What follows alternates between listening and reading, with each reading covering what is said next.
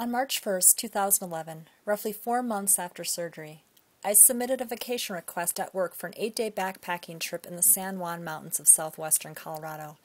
I had talked to my surgeon, and he thought it would be fine. Still, I wasn't so sure. Only 2 days before, I had finally gotten a wound vac off my stubborn-to-heal abdominal incision. I could barely walk half a mile. What made me think I would be able to hike long distances, carry a full pack, and spend such a long time in the backcountry in roughly 5 months' time?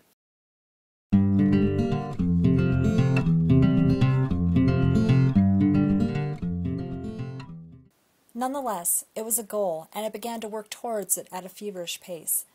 I started to go on long day hikes and then short overnight backpacking trips, slowly increasing my miles and loads. Week after week, I hiked and scrambled peaks, each one tougher than the last. Still, questions lurked in the back of my mind. These shorter trips were fun, but what about a longer adventure? My favorite excursions were the ones that took me deep into the wilderness for days on end. Would I be able to carry the weight? What would it be like to change my ostomy appliance multiple times on a trip? Could I fit all those supplies into my pack? My head was spinning with more questions and fewer answers. But as the summer progressed and I got stronger and stronger, the doubts began to fade. They were replaced with anticipation and the realization that I was ready. It was time to turn that cluster of dates on the calendar into the trip I'd been longing for.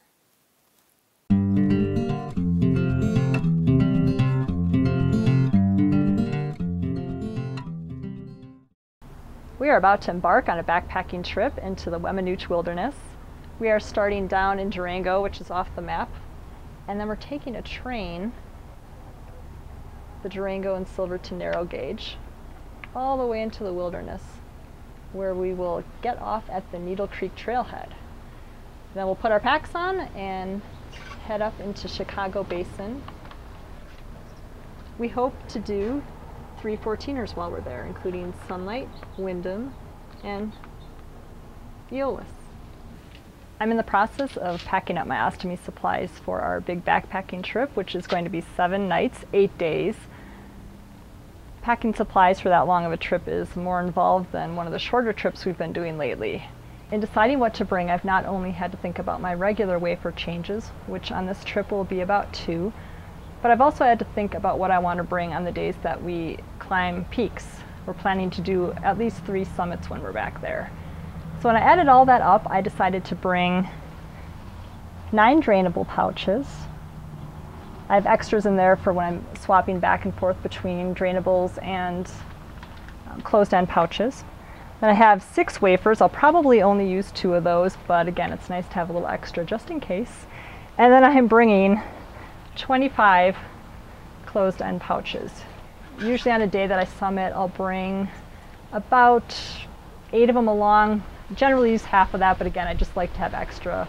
And so multiply that by the number of summits we're going to try, and I came up with a rough estimate of 25 of those. And then again, 6 of everything else for wafer changes, my Econ Seals, my skin prep, paper towels, and then all the other things I use. I repackaged my stoma powder into a handy little bottle because I didn't need a lot. Pen, mirrors, scissors, lots of Ziplocs for packing out pouches, and then I have this great odor-proof bag as well that I can put all my things that I have to pack out in. I also found that when I was packing up my wafers, I didn't want to have to bring all the bulky packaging, so I took parts of the original packages and created a clamshell case that I can fit about 3 wafers in. And again, that I just don't have to carry quite as many packages. And then I have a stuff sack to carry it all in. As you can see, there are a lot of supplies to bring, but it's better to have too much stuff than to be caught out in the wilderness without it. Fortunately, ostomy supplies are really light. They're just bulky, so as long as you can fit them into your pack, they won't weigh you down too much.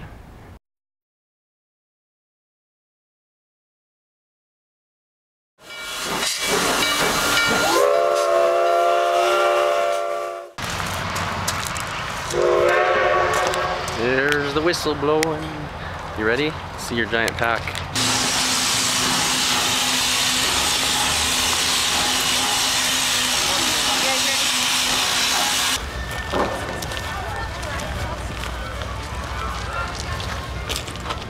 We're in Durango and we're about to board on the train to head back into the Weminuche Wilderness.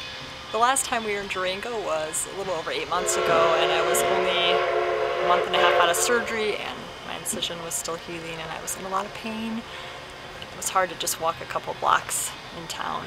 But it was a really good trip because it was the first time I changed my wafer away from home, and it was the first time I went on a 7-hour drive with my ostomy, and it was a very liberating experience. Really the first big trip I took.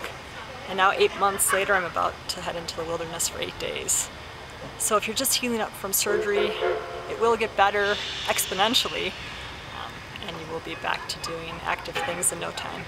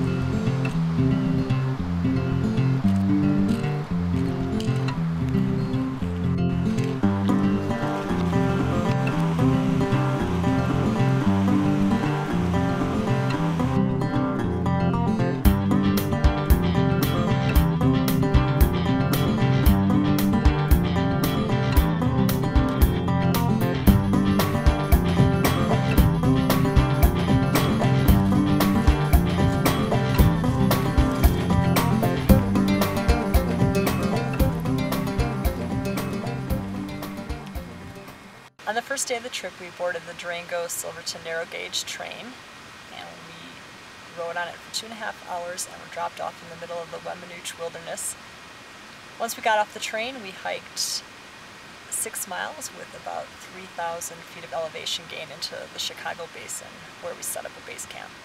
The reason I decided to do a base camp style trip rather than a type of excursion where we're moving camp each night was that I knew pack weights would be heavy on a trip of this length due to the amount of food we had to carry. In fact, for this trip my pack was 54 pounds, which is about 10 pounds heavier than any of the other trips we did this summer. This way I only had to carry that heavy weight once to get up here, and from this spot we can do shorter trips out from camp with lighter weight and to go and do some of these peak climbs.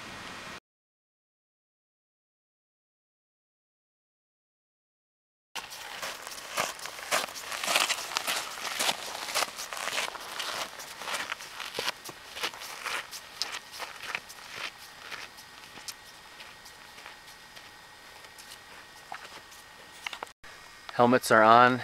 We're heading for the summit. We have to get up some third-class slabs. Off we go.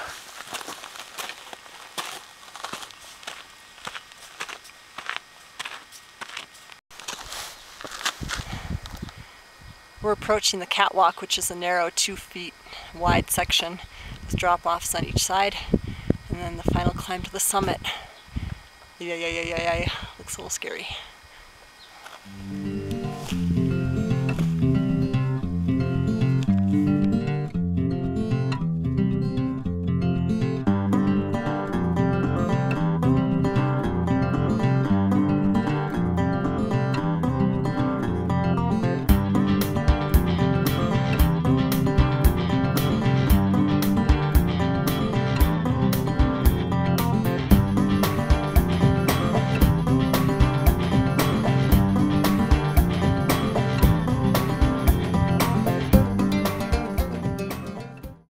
We made it to the top of Mount Eolus, one of 3 14ers in the Chicago Basin. It was a hard ascent. Third class, maybe even a little bit of fourth class.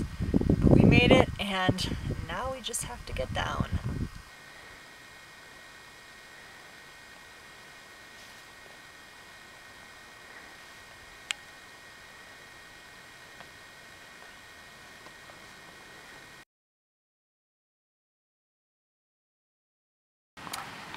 One of the things that is hardest for me in having my Ostomy Outdoor Adventures is having to get up in the middle of the night to empty.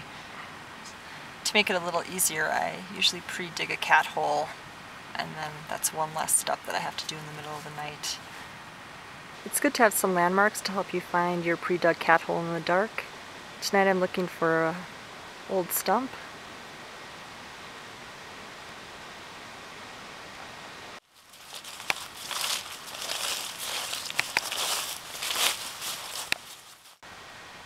Then I'm stepping over a downed tree.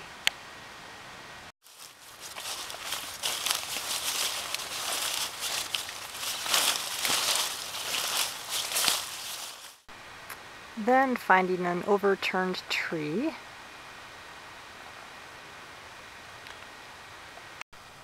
And there's my hole. Ready to use and get back to the tent. One good thing about having to empty your appliance out here in the middle of the night is that you get to see how beautiful the moon and stars are in the backcountry.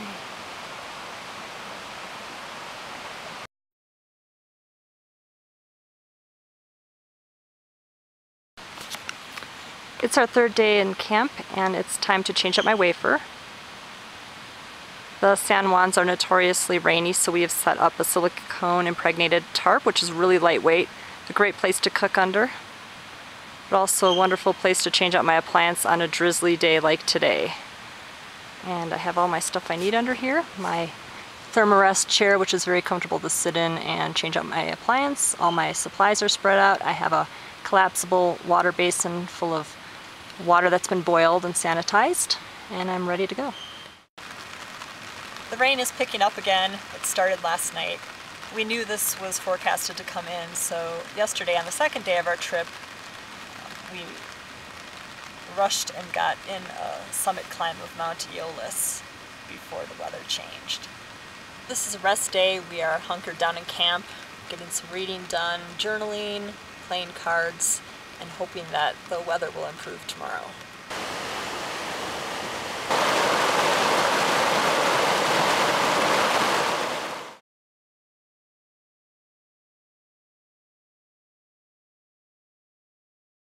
Getting packed for our summit attempt on Sunlight and Windham.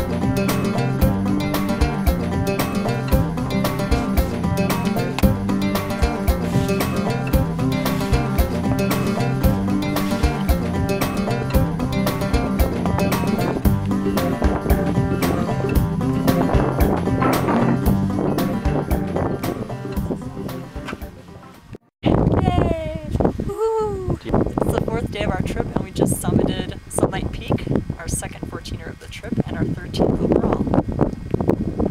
And 2 days ago we were on Mount Eolus, right behind me.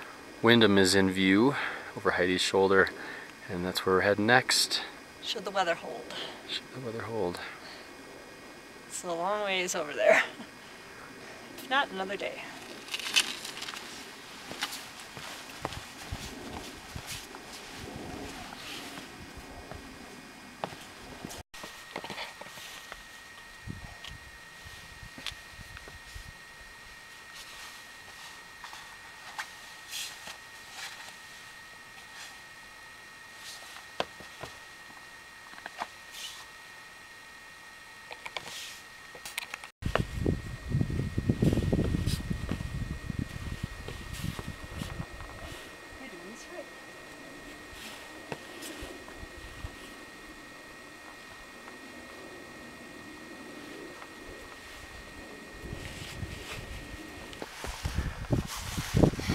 All right.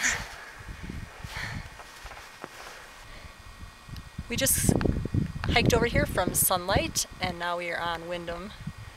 And it's our third 14er of the trip and our 14th overall.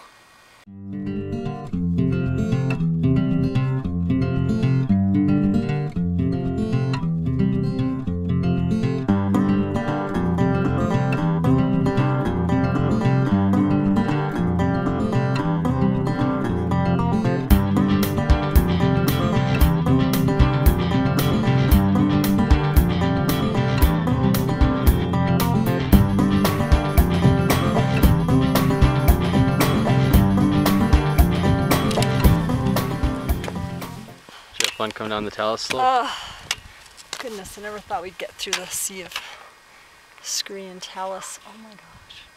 10 months ago today, I was getting ready for surgery the following day, wearing a bag of applesauce taped in the spot of my stoma, wondering what life was going to be like after my surgery. And here I am now in the middle of the wilderness. I just finished climbing 3 more 14ers in 2 days, making a grand total for the summer of 9 peaks, and I'm feeling wonderful.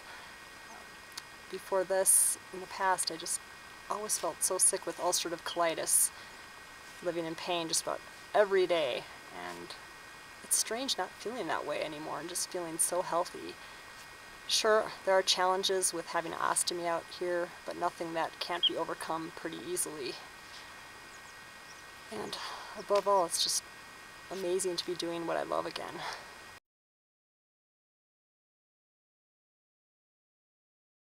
Yesterday, on day 5 of the trip, we had a nice rest day after 2 peak ascents the previous day. I sketched in my nature journal and Doug read his book. And then this morning we were going to get up to do another peak. Unfortunately, at 3 a.m., just as we were about to leave camp, a big thunder snow storm came in, and that thwarted our attempts. So we're spending another day in camp. I'm going to use the opportunity to change out my appliance, and then we'll try again for that peak tomorrow.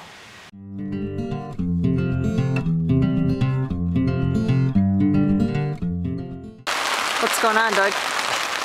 We're in camp for the 3rd day, and it's a rainstorm this time, but it was just turned from rain to hail, and it's pretty nice to have a tarp.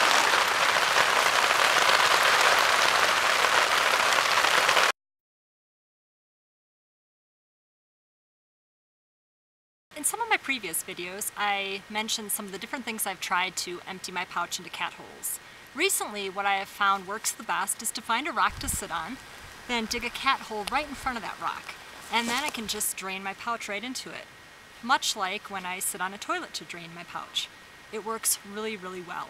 Fortunately, about 5 minutes from camp and way far away from water is a huge hillside full of a sea of such rocks. So there's a lot of places for me to go. And the view is magnificent.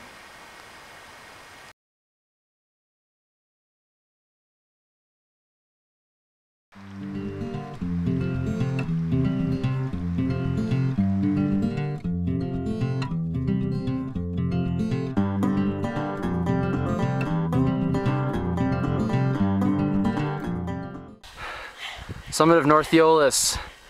Eolas is in the background, and it's very stormy in every direction. There's the Vestal Basin, and partly obscured in clouds are Sunlight, Windham, and Safety is way down there in the green. And as Heidi makes her way down, it's a good time to be scampering away because we're becoming enveloped in the clouds. That peak we could see before is disappearing quickly.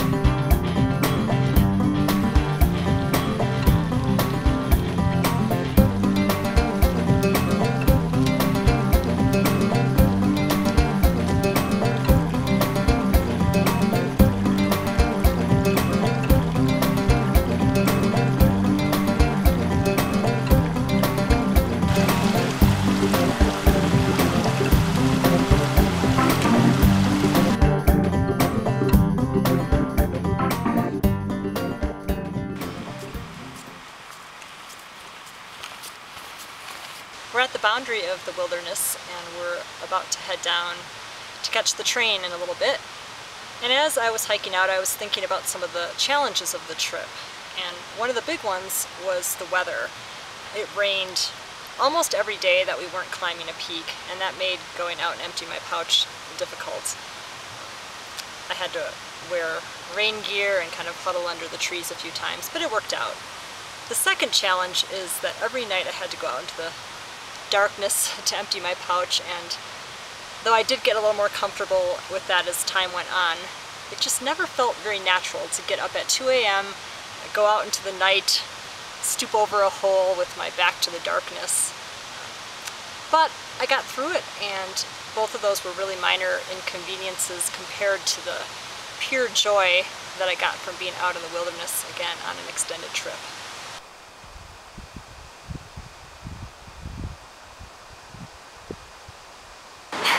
It's almost 4 o'clock and we're waiting for the train to arrive.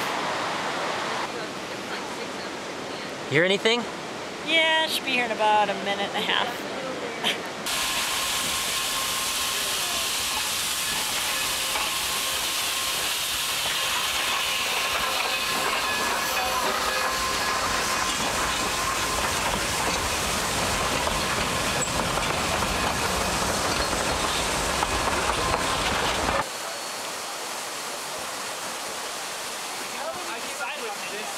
On Gondola 21, that's the first open car you come to. Get on here and go back 3 cars. On the train ride back to the city, I was filled with a sense of contentment. The fears that had accumulated in the months since surgery vanished with each challenge that I overcame. I successfully carried a heavy pack 6 miles with 3,000 feet of elevation gain to get to camp. I changed my appliance 2 times, both on cold, drizzly days.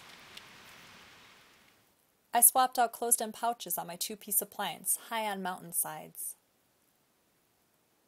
I ate all my old favorite trail snacks in spectacular alpine cirques. I walked alone in the middle of the night to empty my pouch. I scrambled up 4 14,000-foot peaks in a matter of days.